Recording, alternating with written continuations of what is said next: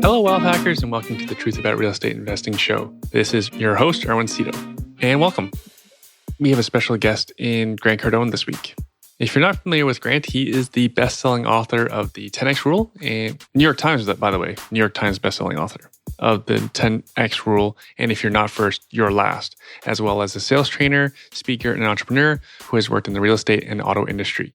Grant Cardone is a real estate mogul who has built his $1.2 billion portfolio of multifamily properties from scratch. Moreover, he was named the number one marketer to watch in 2017 by Forbes magazine.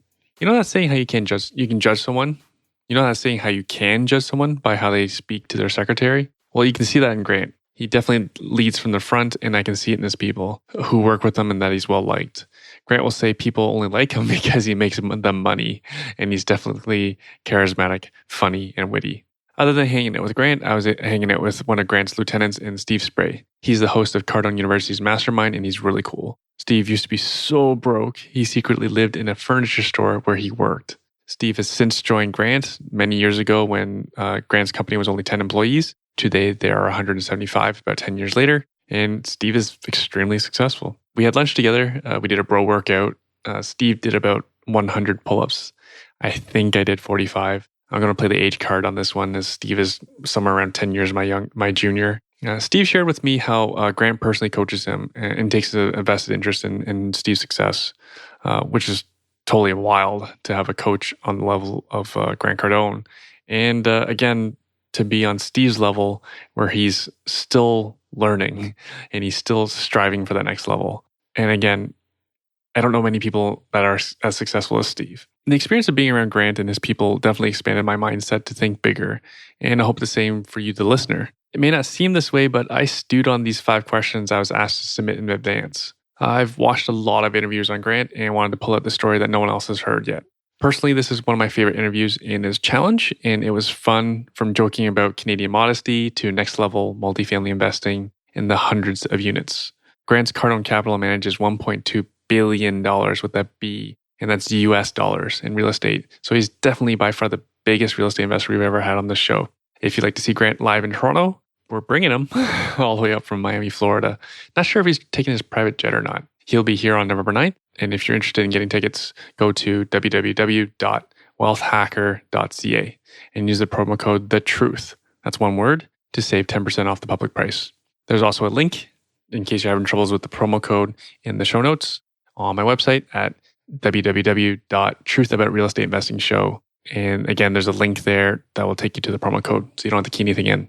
And without further ado, I give you Grant Cardone. The E&G show. Oh, man. I'm here with Grant Cardone. I don't think I need to do much introduction. Mr. 10X, leader of the 10X movement, New York Times bestselling author. I think you've written 10 books, is it? I've written 8 books. 8 books, but a whole bunch of other stuff that a lot of people don't know about. But and then there's 13 business programs. Yeah. I've talked about you a lot on my podcast, and my listeners are really well familiar because I've been promoting our event our event in Toronto, November 9th. You were, of course, the keynote speaker. Excited about coming up to Toronto. I hadn't been there in a while, so. Yeah, and we've just passed 1,000 ticket sales last night. So I don't know where we'll end up, 15 to 2,000. So it'll be a pretty big room. A lot of Grant fans. You'll end up where you decide to end up. where you push hard to it. We work on targets all the time. Last night we had an event here, and we've made this mistake so many times. Like, we had 270 people register. And we quit promoting it because of the size of the room. This room's good for maybe 150 people. It was actually nice last night, the number of people. But we quit promoting because we were concerned about the parking, people being here, is there enough room? And 1/3 showed up. So, you want to think about keep promoting the event. If you have people standing in the hallway upset, that's better than having an empty room. I love you know, part of my contract with you is if there's an empty seat in the room, I won't go on. Hopefully, we don't have those problems. We'll make people stand. We'll shortchange people on the seats. So I prepared questions. So okay. It's actually I rarely prepare questions for my guests, but you're a little bit different. So Jared Glantis shared on other podcasts. He shared how when he joined you, there was 3 people in your office at the time. That's right. So how did you scale so fast? And then who are those key hires to support your business when you're growing the top line as fast as you have? So we came here from California with 3 people. It was me, Sherry, Jared, and there was a young lady that came with us in accounting. She didn't make it. But that's not bad. That's only 25% fallout, right? And those were all executives. Like, we literally left everybody else.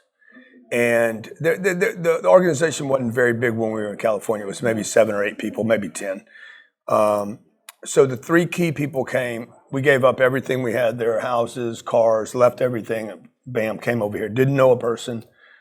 Picked an office space that was less than 3 blocks from where I was living. So it was all, and this is very, very important for me, because the way I set things up is I set them up where I'm really close, where I can touch it, where I can be in it and around it. One of my first questions for people when we look at hiring somebody is, where do you live? First question I ask people, where do you live? I live 45 minutes from here. You own your house or you rent? I own a house. I said, okay, this ain't gonna work.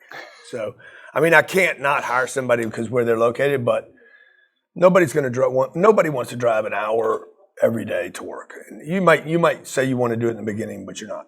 So then the question is, how do we scale the thing out, right? We started adding, and I don't know if this is right or not, but this was maybe 6 years ago. We have 170 employees today, so that's 6x on the employee line. The top line is way, way, way north of 6. It's probably more like 50x.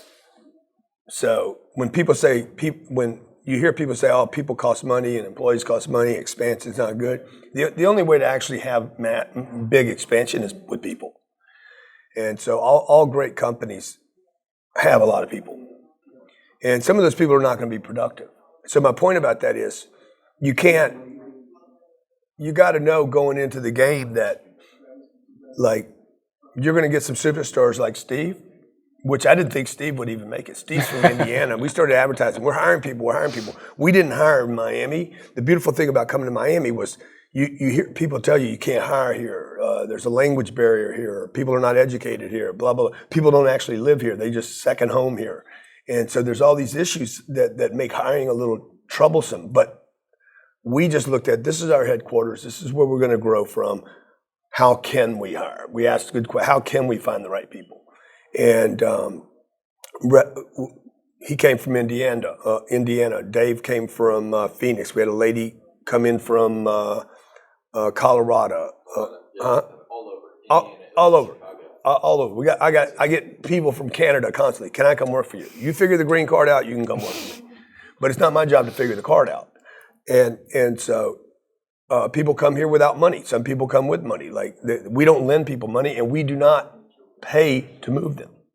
Like, that's on them. If you want the opportunity, tremendous opportunity here, all they have to do is figure out that hurdle. How do I get over here? Miami's expensive to live in. So there's all these problems and obstacles, but we made a commitment.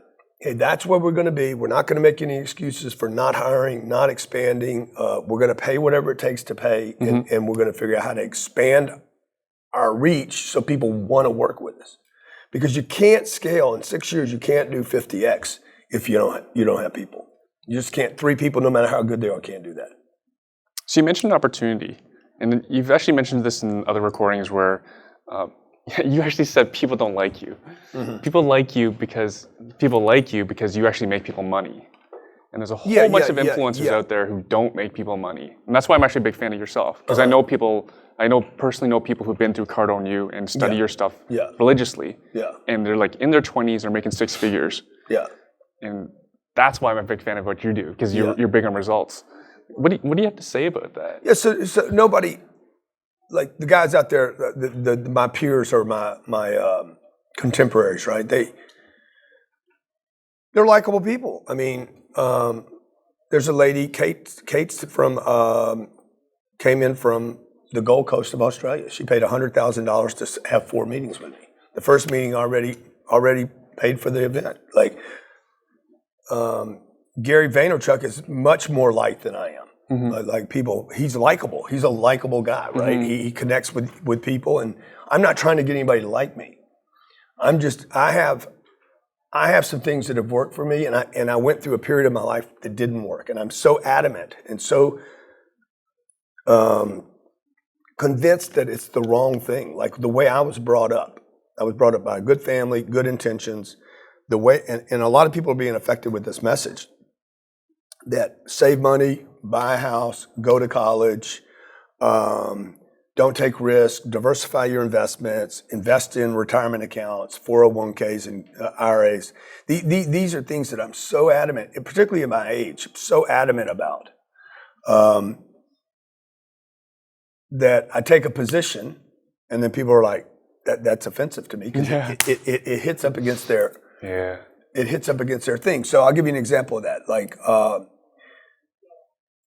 there was a question asked: should somebody work for $40,000 from their home, or should they do it at an office, working for someone else? And it was Gary, right? Me and Gary were having this debate about it, and Gary's like, "Oh, you should definitely work from home for the $40K." And my response was, nobody should work for $40K because you can't live on it, right?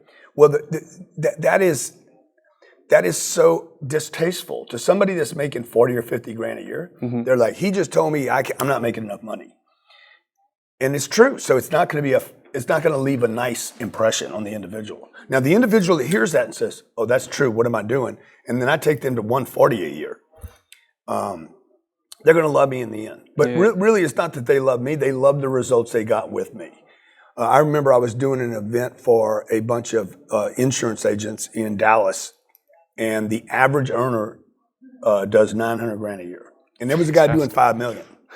I'm like, okay, who's the big? What do you guys make? 800, 900, $1 million. I said, well, but who's the big shot in the room? Guy raises $5 million. I said, $5 million a month? And he's like, no, man, $5 million a year. I said, how do you even feel good about yourself? Well, that's not in How to Win Friends and Influence People, you know? And so, but the guy was like, whoa, what was I thinking? Because he's at the country club now. He's playing golf 3 times a week. He's got the 2 cars paid for. His kids are going to nice colleges. And then all of a sudden, you know, he's 51 years old and he gets punched with $5 million. You could be doing so much more than that. And then he either likes the message and it pushes him forward, or he's like, never bring this guy back to one of our events. You mentioned your upbringing. Yeah. So you come from very challenging circumstances. I don't know if you want to get into it, but your dad passed when you were quite young at 10. Yeah. You lost your brother when you were quite young as well. Yeah, older brother, yeah. Cool dude, too. Drugs, alcohol. So you've overcome so much. Yeah. So what do you tell people who think they can't become rich, they can't become wealthy, they can't 10X because of their circumstances? Well, you can't. You know? You're done. See, there I go again. So you're done. If you think you can't change because of where you live, your money, your problems, your drug addiction, your whatever your issue is, like everybody's got them. And it could be a handicap, one leg. It could be both legs. You got both legs, both arms. You got all the instruments, but you don't have any motivation, or you can't find your purpose. Whatever. I mean, a lot of people have it worse than I do, and it doesn't really matter if anybody's got it worse than you do. When you got it bad, you got it bad. And the worst thing about being handicapped is when you finally say, "Hey, I cannot overcome my handicaps," because we all got them. I don't need to lose an arm to know I have handicaps. I know people that can see that don't use their eyes, people that have ears and can hear perfectly that can't hear, and people that can speak perfectly and refuse to actually communicate. So if you accept the idea that your obstacles are going to stop you, you will definitely be right. And if, on the other hand, if you accept that, hey, I'm going to overcome my obstacles, but you don't get rid of the people around you that are like, oh, poor you, man. You're doing so good. Just keep it where it is, and you don't need to do any more. If you don't get rid of the circle around you that's continuing to coddle you and make your obstacles or handicaps your reasons for not going where you need to go, you're not going to make it either. So if you decide, hey, my obstacles are not going to be my stop, I'm going to use the obstacles. I'm going to use the power of them. And number 2, I'm going to get rid of the circle around me that's coddling me. I guarantee you'll make it. That's what I would tell those people. Now, you've talked about overcoming challenges as well. You shared on your Instagram stories about just a few weeks ago, around 3 weeks ago, you mentioned how you were terrified of people at the age of 25. Yeah. 25. Yeah. Terrified of being a speaker at the age of 29. Yeah. So I can completely relate. Right. Public speaking is hard for me. Meeting people like yourself is not the easiest thing for myself. How did you get over your fears? I still have it. I walked in this morning. I'm like, who's Erwin? What are we doing? What do I got to talk about? Is it going to be any good? Like, you just got to get in the chair. You know, you got to get in the chair, sit down for the interview. You got to walk into the room and do the presentation. You got to, wipe your hands off because you're sweating and freaking out and tripping, and you just got to do the nasty. And, do the same thing. Act like you just took a shot of tequila, if that helps. Some guy says he imagines that the room is naked or something. That does not make me comfortable.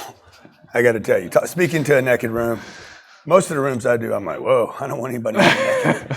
So Canada will be different. Don't worry. Yeah. Everybody would be white. Yeah. Haven't been out in the sun in a while. Pale. Yeah. And so, you gotta force yourself into the room. And I have been scared of rooms. I've done rooms that were 7 people in them and 35,000 people. I'm scared in all of them. Probably the smaller the room, it comes with a different kind of fear, because now you got 7 people looking at you. The first speaking gig I ever did had 7 people in it. Rockford, Illinois. It was winter, and I was from Louisiana. I didn't even. The snow was free. All the environment was freaking me out. So I already had all this. Oh my God, I'd never done the presentation before. The material was brand new to me. Like, I don't know the people. 6 of the 7 people were made to go into the meeting, and the 7th guy didn't want to be there.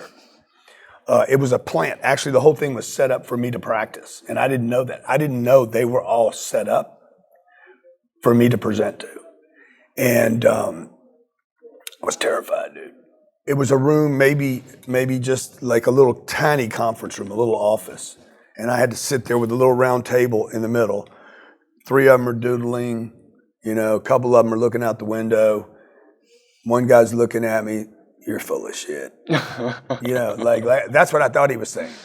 And it was terrible. I remember doing a presentation in New York City. There was probably 2,200 people in the room, and I got cotton mouth in the middle, like 5 minutes into the deal.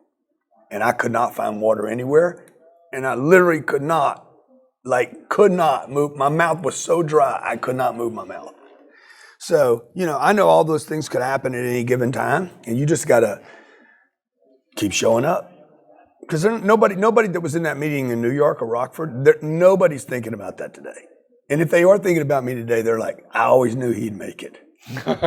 Despite all that stuff, right? So if you just keep, there's a thing I tell myself, man, just don't quit. If you just don't quit, literally, I totally believe this 100%. If I, on any given path, whether it's fishing, hunting, business, the girl I want to get, kids I want to have, if I just stay on the path, regardless of how difficult the journey is, if I just stay on it and don't stop, I will finally get there. So one of my favorite questions is, because I follow how you raise your daughters, this is one of my favorite questions to ask is, what are you teaching your daughters? And to give context is, I'm going to think that some of your upbringing made you who you are. Now, I can't imagine you want the same upbringing for anyone else. Yeah. Right? The difficulty, the drugs, the alcohol, the loss. Of course, yeah. So how is their upbringing going to be different than yours? And are they going to go to college? They would definitely, if they go to college, they're paying for it. I'm not paying for it. Look, they get to do whatever. It's their choice. They're their own individuals, so they get to. They don't have to work here. Those are those will be their choices, right? So, no, they definitely won't have the life I had. It's going to definitely be different. Now, the question is it going to be good different for them or bad different? They've already had a lot of really great experiences that I didn't have. I'm not trying to give them that, by the way. I hear guys say that. I want to give my kids what I didn't have. I just want to be the best me I can be. And if they enjoy the ride, I'm not trying to give them a plane or private travel or see the world. I'm trying to see the world. I'm trying to meet people. my wife and I have this agreement. They're along for the ride. We're not making decisions that are good for them. We're making decisions that are good for us. If they're good for us, see, my mom made decisions that were good for us, supposedly. And then they weren't good for her. If they're not good for the parent, they're not good for the kids. And I believe that, right? I believe that, like, Elena and I are on a journey. We want to go see the world. You guys want to come? No, we want to stay home. All right, well, then you can stay home. We want to be with our friends. Okay, well then, because sooner or later they're going to make that decision. At 18, they're going to be like, no, I don't want to go anywhere with you. So they're like, no, we want to roll with you guys. Okay, so now I got to get a nanny because they got to get educated. I'm not a proponent of schools. They were horrible to me. Probably had a lot to do with the drugs, the alcohol. I was bored in school. Nobody taught me how to learn in schools. They throw me in a class, say, read this book. I'm in a math class. Math is like extremely easy for me. And I got to go through adding and subtracting. I'm like, I'm in the room, I'm throwing stuff around. I don't need to do anything. I know I can get this thing done. I don't know that, but I'm good at math. There's kids that are just good at stuff, and they're like, what am I doing stuck in this class? And then there's the classes you don't want to be in that I have zero interest in. I was in a woodworking class. I think I was, 15 or 16 years old. Home ed or something. Workshop. All I did was get in trouble in that. I'm smoking weed. Me and Leonard are hitting each other in the chest. He's a black dude, very athletic, and we're just, as hard as we can, punching each other in the chest. I hated the class. It was like a complete waste of time. I don't have it connected with doing anything. So I don't even have my kids going to the schools here. So the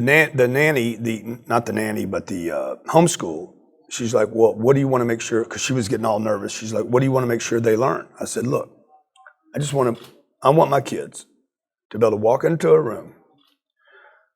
Could be 7 people in it or 7,000 people. I want them to walk into a room, have a conversation with anybody. They could be talking about, astrophysics, or they could be talking about nuclear physics, or they could be talking about monetary policy. They don't need to know everything that's going on in these conversations. I don't care if they know everything. I just need them to feel comfortable in the room, be able to converse with anybody in the room, and be able to make a good impression with anybody in the room.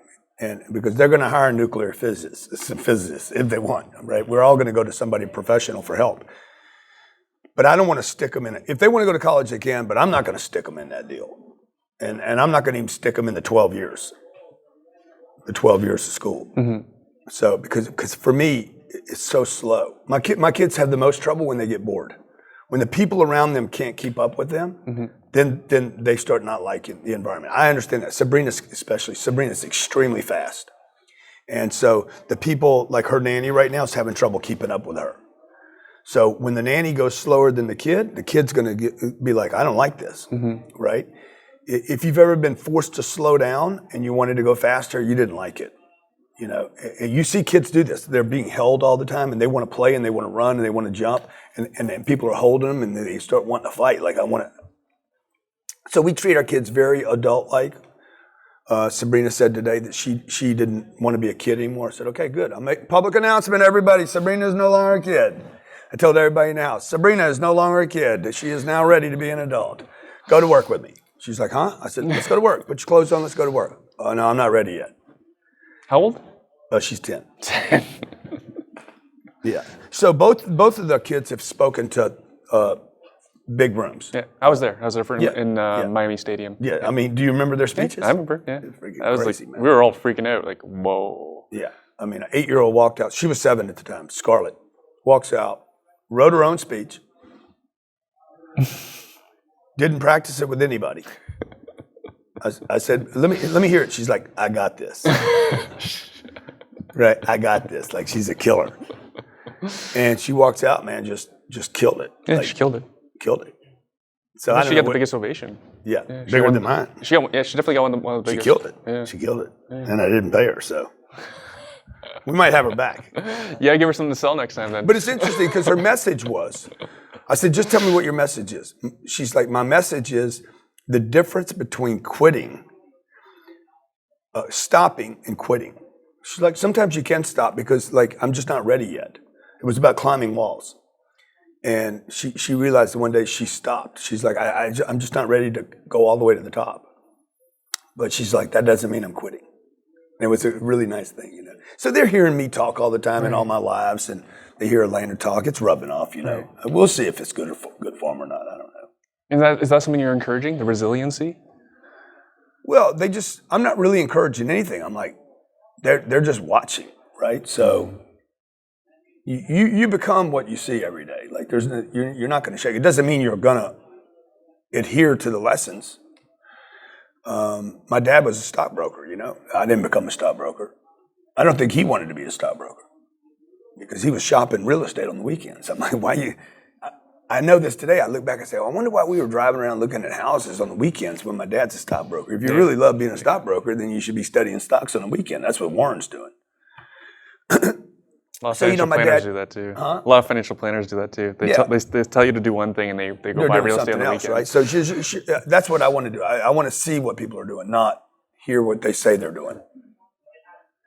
And so, you know, my dad died at 52. He didn't take care of his physical health. He didn't take care of the food he ate. He was a good guy. Like, bad things happen to good people, though. My older brother died when he was 25. Like, talked to him one night, he's dead the next day. So he was educated. Both of them got college educations, right? So it's like, what do you? The college thing. People are going into debt. Dude. I know people that are in debt in their 40s for something they did in their 20s. I know, it's so full. And why more people are not saying, wait a minute, this program doesn't work. Can you imagine if the schools that were paid that money had to make good on the debt that didn't work? Like, I went to college for accounting. I never got an accounting degree. The school gets penalized for that. Schools would be collapsing around the country. Mm-hmm, mm-hmm. I think we could put some ownership back on the students as well. Like Dorian and I were talking about, if someone goes to school for, say, I'm not going to pick on any certain subject, but say sociology, psychology, any of those sort of things, right? Yeah. Did anyone ever ask the question, what is the ROI of taking this degree? Yeah. So I think we have to put some ownership back on the individual as well. I think kids I agree with that. But if you didn't make it so easy to go to college, people would quit going to college. It's just too easy. It's too easy. I can get a loan. It costs me nothing. Supposedly it's a higher education. The promotion on it is the FTC should come out and actually look at the promotion on it. Yeah. The higher education thing. This is, you get better income because you go to college. That's not true. I got no money from accounting. Zero, nothing. Mm-hmm. So I didn't get a better job because I went to college. Mm-hmm. I had to go start my own business because I couldn't get a job. So I have a question about burnout because I was there in Miami, in Marlin Stadium, and I saw you host for the entire conference. Yeah. And I was like, oh, Grant's got to be exhausted after this because I had a friend in your real estate course starting Monday. Yeah. And I heard that you delivered almost the entire thing for like 4 days. Two more days. 2 more days. It was 2 more days. It was 8 hours a day. I cannot believe the energy you have. Yeah. How do you avoid burnout? Well, it's not the coffee. You saw me come in here with two coffees today. The burnout's a myth. Burnout's not real. So, burnout, every person that burns out has somebody around them promoting the burnout. So, or you're now on a path that you don't want to be on anymore. So the burnout comes from incorrect purpose. People have been telling me I was going to burn out for 30 years now. Because I've been working like this I've been grinding, bang, bang, bang every day since I was 25 years old. Probably before that, I just didn't I didn't know what to bang on when I was in my teens. Because you talked about boredom. Because you talked about I was bored. So people don't need to worry about burnout. They need to worry about boredom. Or not having a target. Not having some path to run down. Work's never killed anybody. There's not one person on the planet that says that guy died of work. And you hear all these memes and stuff like, on your last day, you're not going to think about the working one more day, or what are you going to do with your last 3 days? Well, yeah, I'm not going to go work. probably. But I guarantee work made the previous 30 years worth living. It's where we go out and get all our connections. It's where we meet people. It's where we express ourselves. It's where I can create on my purpose line, whatever my purpose. Everybody's got a unique purpose. Work just happens to be the place where I complete that activity and connect my purpose, with whatever I'm trying to contribute. And contribution for me is the most important thing. It's not money. I mean, I talk about money a lot in real estate, but contribution, how can I contribute to something? If I buy that apartment building over there, hey, how can I make it look better?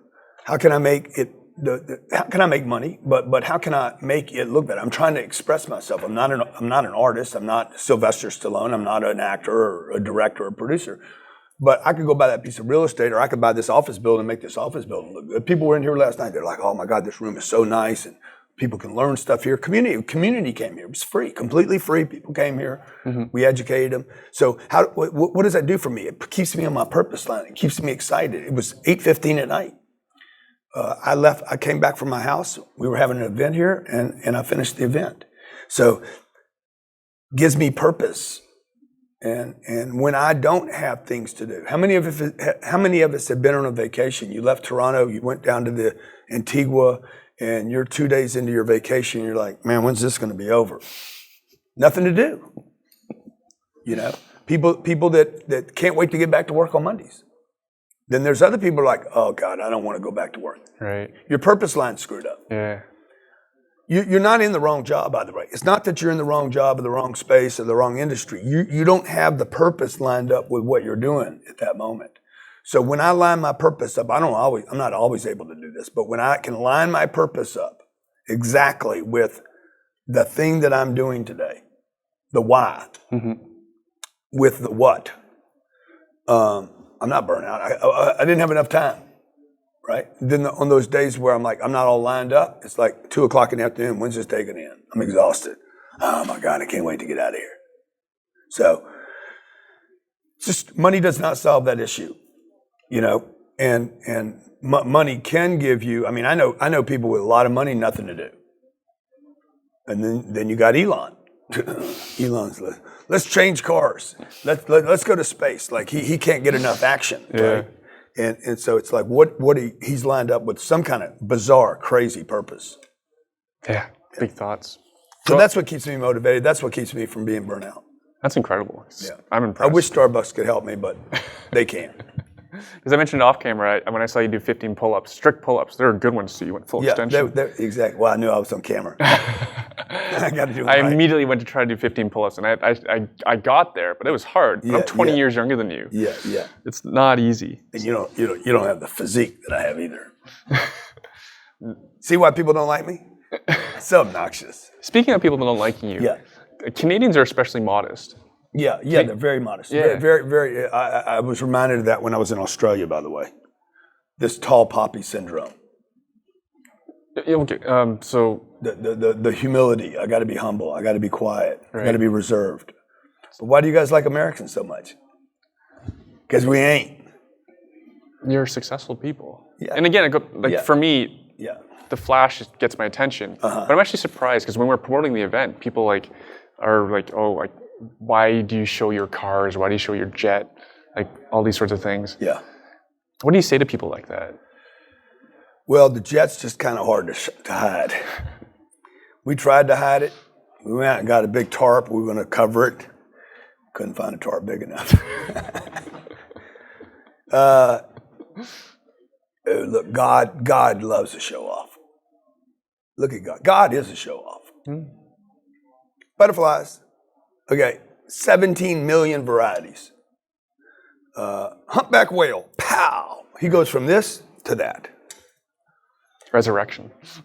Well, that's Jesus. That's not God. So, but Jesus was a show off too. Look at him.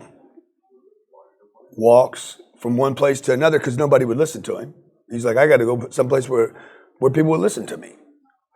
You know, turns water into wine. Watch this. Bang. I mean, talk about a show off, man. So that's not meant to be blasphemy, but mountains and hills and ant moles, like building. Everything. We got ants to T-Rex. Like there's a lot of show off going on, a lot of varieties of trees going on, a lot of beautiful flowers on this planet, palm trees everywhere. Like people are making excuses to not be seen. And I understand the cars and stuff. I didn't have a fancy car I didn't have a European car until I was 45 years old. I didn't have a nice fancy watch until I was 42 years old. And I didn't buy a Rolex until a Rolls Royce until I was 51 years old, because I didn't think I had the money for all that stuff. I didn't think I was old enough to drive a Rolls. So when I pull up and Johnny gets the video out, Johnny's the one that's shooting the Rolls. It's not me. It happens to be the car that I'm in. We've also shot me in a Suburban. We shot me in a little golf cart, but nobody says that. Oh, he looks like an idiot. People have actually seen me walking through airports. But you see what bam, why the jet? Because I'm on the jet. Now, if I'm in Delta, you can go back and say, hey, pull up Grant Cardone on United, Grant Cardone on Delta, Grant Cardone on Southwest Airlines. You're going to see videos of all those too, where I'm showing off. Like I'm a show off. And I am a calculated show off. Like I am showing off because I want attention. Attention is part of the business model. In fact, it is the most senior part of the business model. Attention is senior to sales. You don't get attention, you can't move the bar no matter what. I have 170 employees here only because we got attention. We have people come to us. We have people seeking to get a job here. So if you watch any successful company, like they all have this one thing in common: massive amounts of attention. Now, how you get it it's how you figure out how to get the attention is kind of up to you. Coca-Cola gets it by doing this. They buy the shelf spot and the billboard and every grocery store and every hotel and every airlines. They buy access for those shelves so that when you walk on the plane or you walk into the hotel or you walk into the airport or you walk into the grocery store, bang, Coca-Cola's right there. I don't have the money to buy that kind of shelf space. Talk about showing off. Okay, the Mormon Church in Salt Lake City. Bam, right there. Whoa, what is that? What is that building? Showing off. Now I'm thinking about what? The Mormon Church in Salt Lake City. Whoa, man. Who put that there? The members of that church put that there. Hardworking people. Okay, go to work every day and tithe to put that church there. If you've never seen that in Salt Lake City, it's just gorgeous. You go to Italy, go to Rome, the Vatican. Oh my God, what is that, man? Okay. The Pope that did that told, what's his name? Michael, hey, get up there and do it. I don't paint. I don't care. Get up there and do it. We're going to show off for the next 200 years, right? People, I was just there. I was in Italy, 2 months ago, and there was Muslims there. There were Baptists there. There were Protestants. There was atheists. There was agnostics. There was people there was every variation of religion and non-religion looking at the Vatican, traveling from all over, eating hot dogs, drinking stuff. Like they're all just looking at it. Why? Because attention is required in order to get, even in nature, you turn the light on, the bug goes there. You got to get attention. Mm-hmm. And those people that are ignoring attention, or you don't like attention, they're like, he's in that plane, I don't like it. Your hate for me, or your envy, or whatever this is, this negative emotion that person's experiencing right now, has nothing to do with me. Zero. Oh, he's showing off the car, he's showing up this. Zero to do with me. It has something to do with them. I'm not having the thought, they're having the thought. This is all about them. This is some fabrication or manufactured idea in their head. And they're looking at me saying, oh, he's showing off his jet. No, what you're saying, that's code for, I don't have a jet. I'd like to fly private. Oh, wow, what did it take to do that? So this hate thing is overplayed. People don't understand. Hate is not an outward thing. It's an inward thing. Yeah, envy is an inward thing. It's not. I don't envy Donald Trump, right? I want to be the president of the United States, secretly. You know what I'm saying? Like all this hate is actually admiration in reverse. And it's just screwed up. Now, Trump might be a bad example because I know some of you out there are convinced you definitely hate him. Elena, who just walked in the room, she did not like me the first time she saw me. Okay, my success turned her off. So maybe I'm doing it wrong. I don't know. But I would just tell everybody, like, get attention for your success. If you're a company, get attention for the success of the company. First thing we do here every day, a long answer to your question, but you're a good interviewer that you can listen to this much, blah, blah, blah, blah. The first thing we do every day in our office is talk about our successes. Why? I'm trying to get everybody's attention. My attention, what's my attention on? Which is attention. How can I get my staff's attention on our successes? Because successes promote successes. And losses promote losses. So just keep that in mind. When you see me trying to get your attention with a car or shiny object or a watch or whatever, by the way, the watch got my attention before it got yours. Trust me. Well, I'm like, oh, I want that, okay? Now it's got to keep my attention for my money to go to that watch. If my attention's got to keep going there. People have been doing this for years. Well, show them your socks. Look at that. Talk about me trying to get attention. Shit, he's got it down to his feet. And this. I knew who I was meeting with. I had to dress up. You look good, man. Thank you. My tailor will like that. So I want to ask you about real estate. Yeah. Because I seen your pictures. I see your pictures on Instagram. Everything looks gorgeous. They look like resorts. Uh-huh. And I was like, no way, that's for real. And then my friend took your class, and he says, yeah, no, Grant, you buy nicer stuff. Yeah. It's not. Can you talk to that? Why do you choose to buy the nicer stuff? Because I've been buying real estate for 30 years. Nicer stuff makes more money.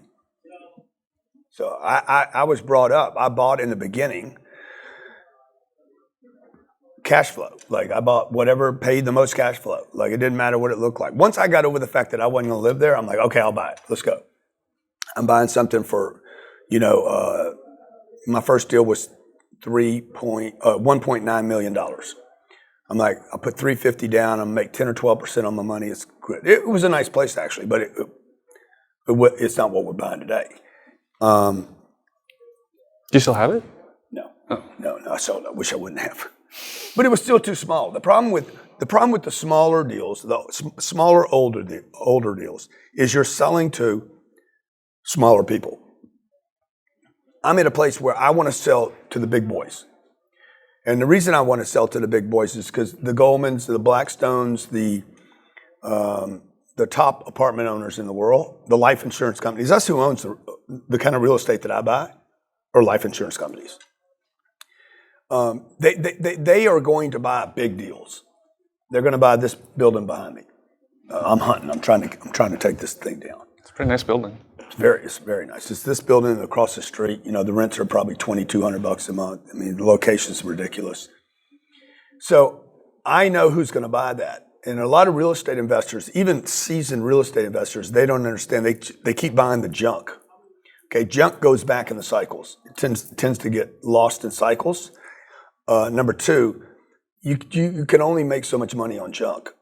And then at some point you want to move to the nicer stuff. I'm not saying junk's not a bad way. I don't mean to say it like junk, but real estate's a great investment. And I don't care if it's the C stuff or the B stuff or in between. Real estate that produces income is a great investment, period. Particularly where people live, because people have to live someplace. We just buy big deals now. So rather than me doing 3 deals that are $30 million, I'm going to do 1 deal that's $140 million. Costs less legal. I manage the same property. Mm-hmm. I can start consolidating my purchases. Mm-hmm. It gets a better return over time. It's going to have a bigger upside because a life insurance company that's got trillions of dollars, they don't mind paying more money. The doctor that's got to get a loan, he's got problems. The economy's in a bad place, and I'm selling a $4 million deal. Who am I selling that to? Local car dealer, the mattress dealer, the doctor, the chiropractor. They only have so much money. The economy affects them. They get scared. I go sell my deal for $180 million, 1 deal. We bought it for $140. The life insurance company's like, it's a little overpriced. Okay, we'll write a check for it. Hey, you guys all right with this $180? Yeah, let's get it done. Okay, what's next? This is how they do the deals. $220 million. I've been in these meetings, by the way. Okay. Next. This one's for $980 million. Son, $980. I was the little deal. I was doing a deal recently, maybe 4 months ago, and I was trying to get debt on this deal. And I said, well, how much, which the loan was for $108 million. And I said, what are your parameters? They're like, well, you're really the low end of our loan proceeds. And I said, what do you mean? He's like, our average loan's about $250 loan amount. That means their average deal size $750 million. Jesus.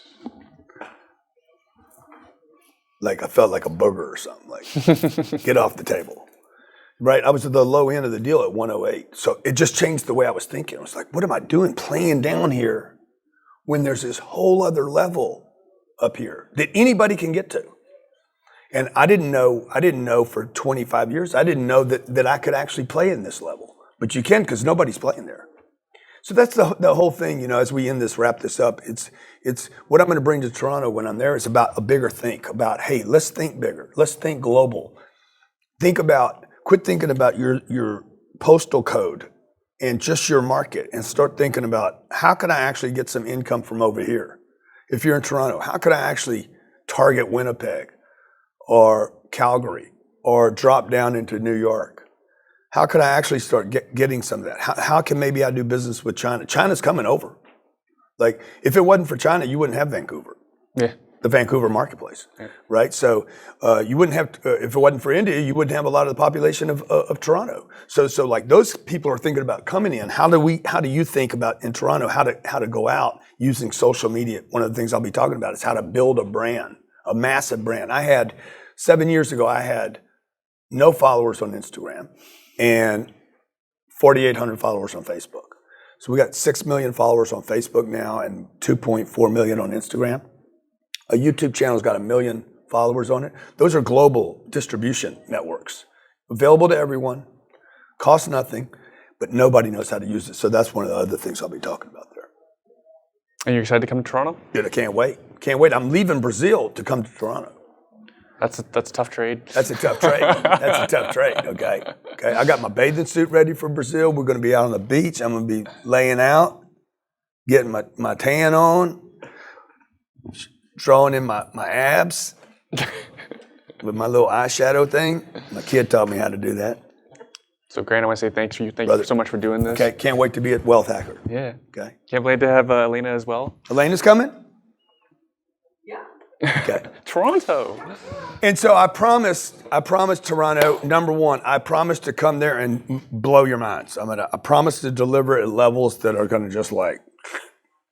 So make sure you're there. Make sure you get the best seats you can. Make sure you show up early. Make sure you stay late. There's always something exciting that happens around me. And we always want to over-deliver to the audience. These guys have done a great job at putting together a great event.